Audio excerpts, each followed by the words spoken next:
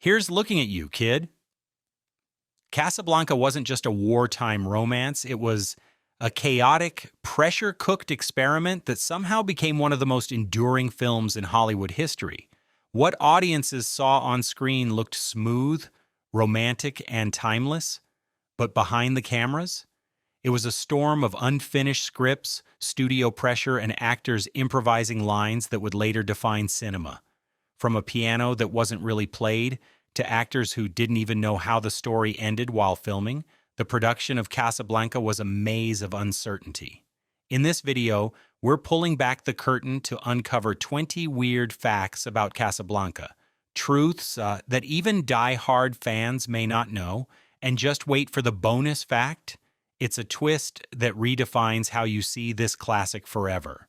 So grab your trench coat, pour a glass, and let's dive in. The script wasn't finished during filming. Casablanca is remembered for its razor-sharp dialogue, but here's the kicker. The script wasn't even completed when shooting began. Writers Julius and Philip Epstein, along with Howard Koch, were constantly rewriting scenes, sometimes the night before they were filmed.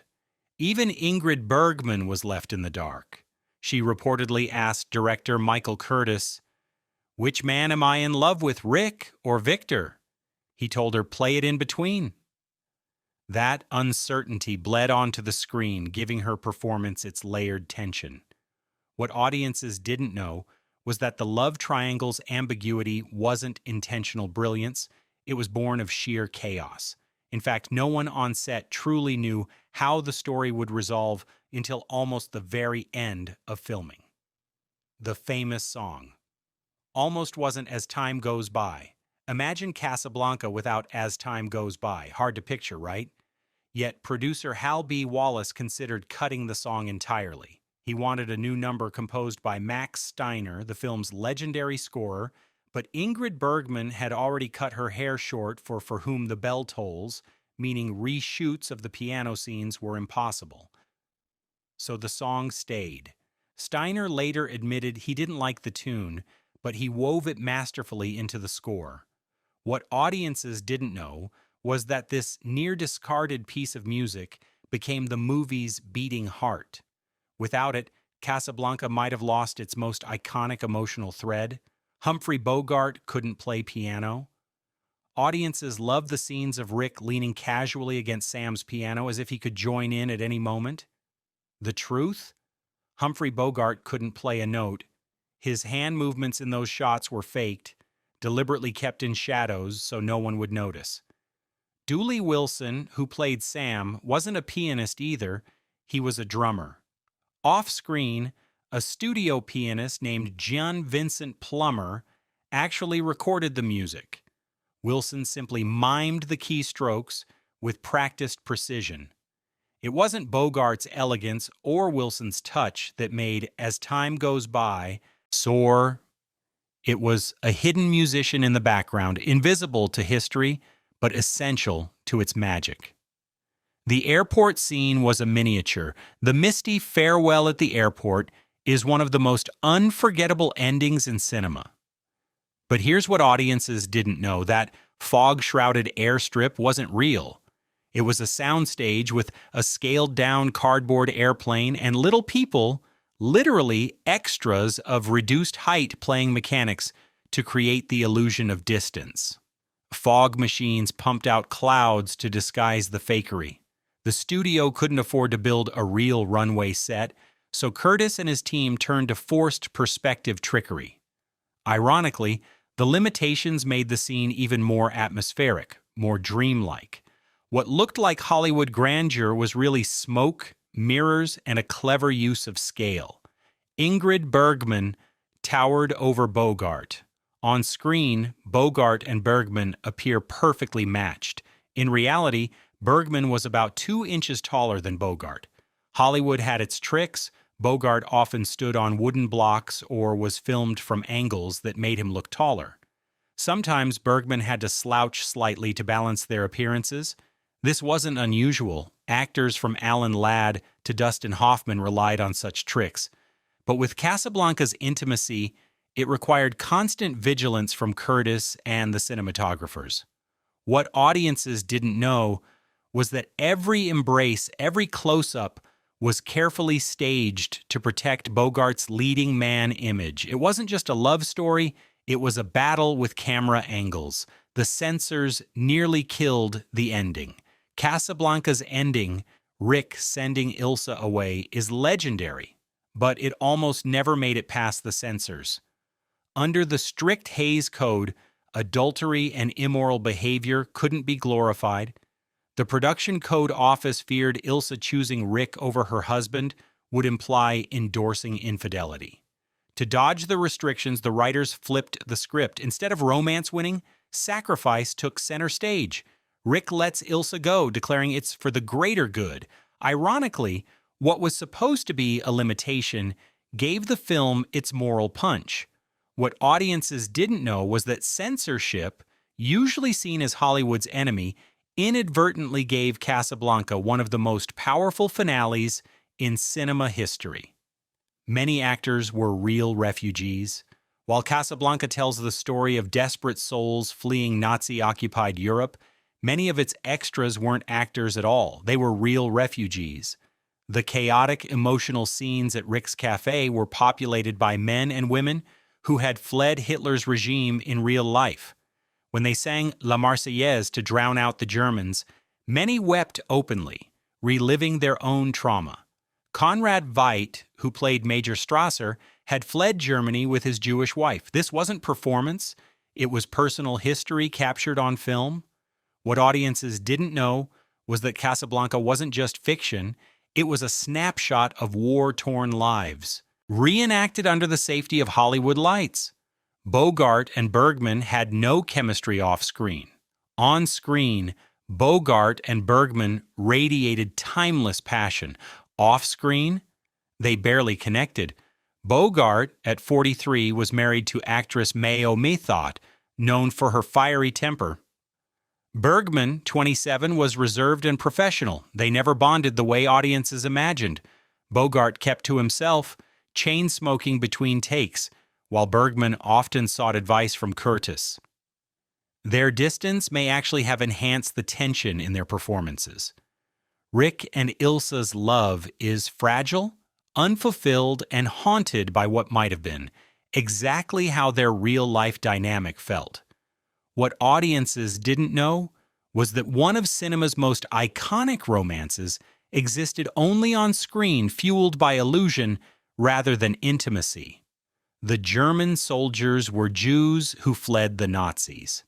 Those uniformed Nazis marching through Rick's Cafe? Many weren't German at all.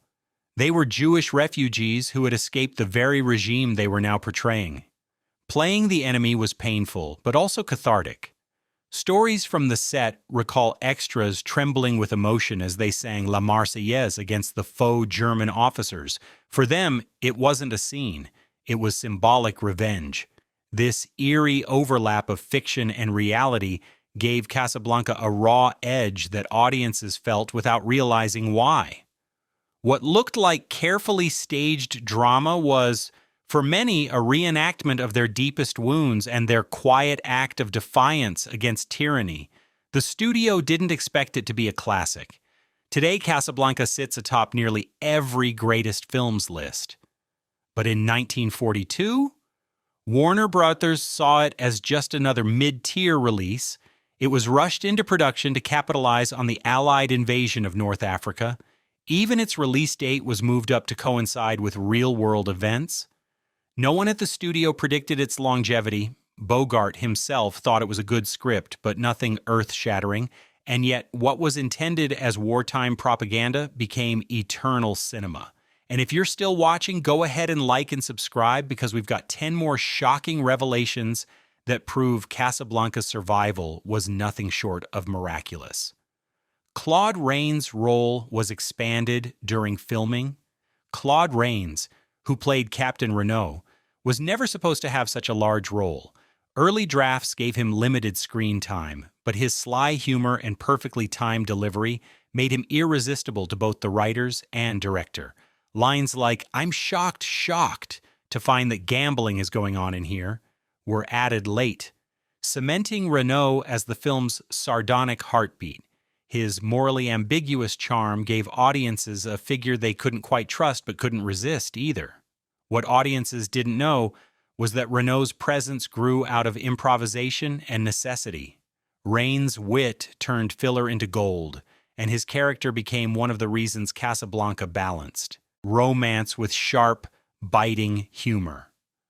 Michael Curtiz could barely speak English.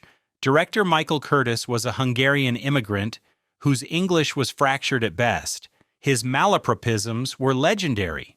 Crew members recalled his chaotic directions like shouting, "Bring on the poodle," when he meant floodlight. This language barrier created confusion on set, but it also fueled creativity.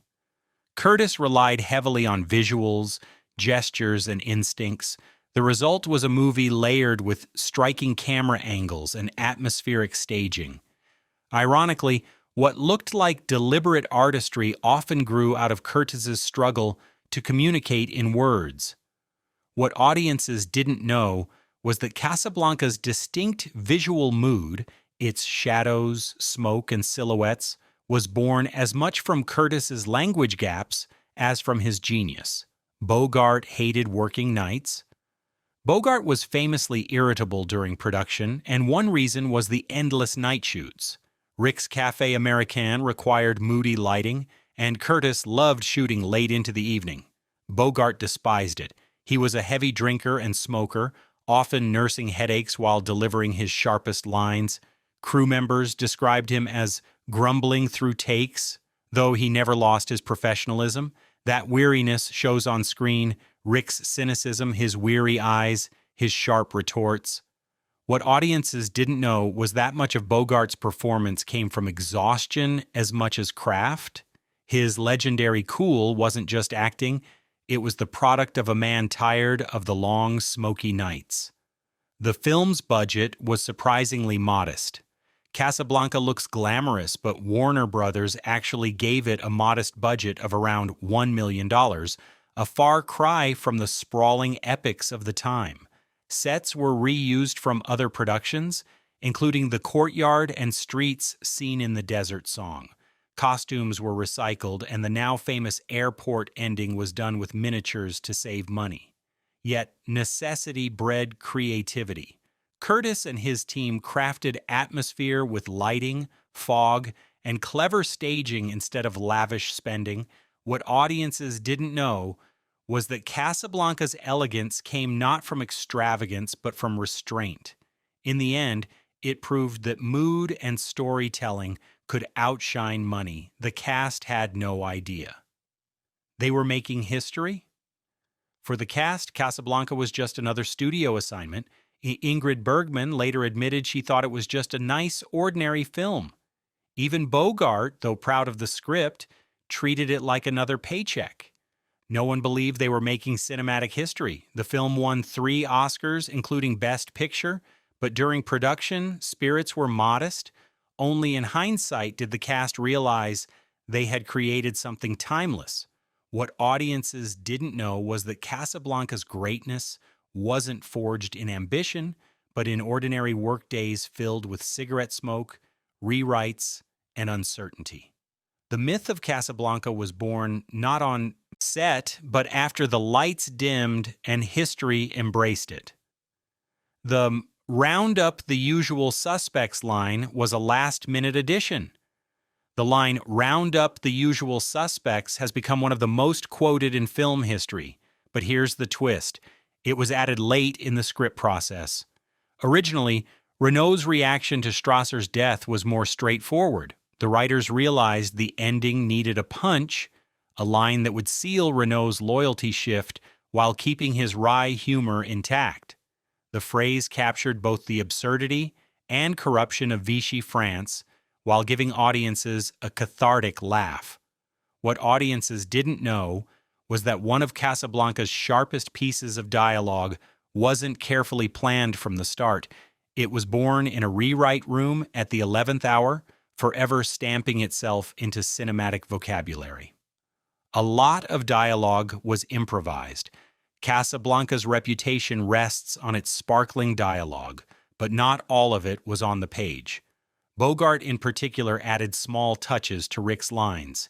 His famous, "Here's looking at you, kid," wasn't written by the Epsteins. It was a phrase Bogart often used with his real-life wife, Mayo Methot. He brought it into the film, and it stuck.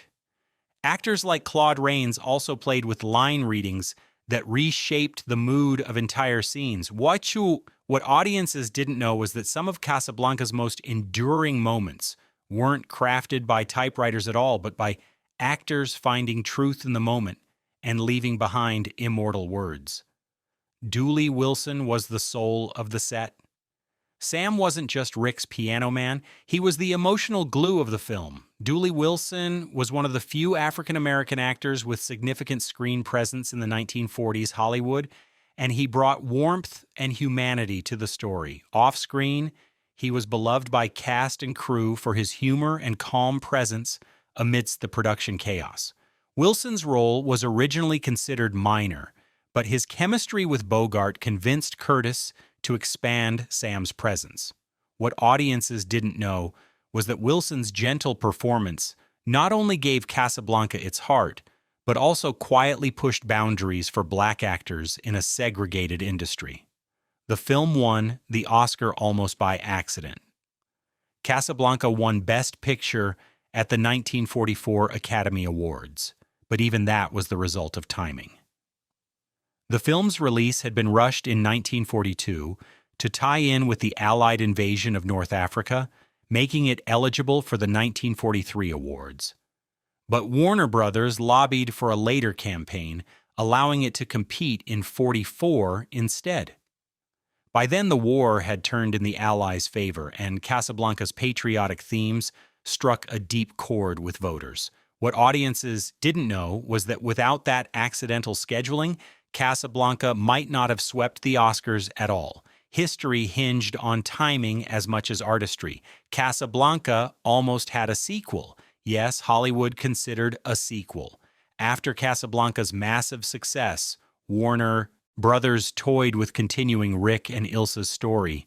Ideas circulated about Rick fighting in the Free French forces, or Ilsa returning under tragic circumstances. Nothing materialized, partly because the magic of Casablanca felt impossible to replicate. Later, in the 1980s, a sequel script called Return to Casablanca was even drafted but never produced. What audiences didn't know was that the studio nearly risked diluting its masterpiece with a follow-up. In the end, restraint prevailed, and Casablanca remained untouchable, its ending frozen in time, eternal and perfect.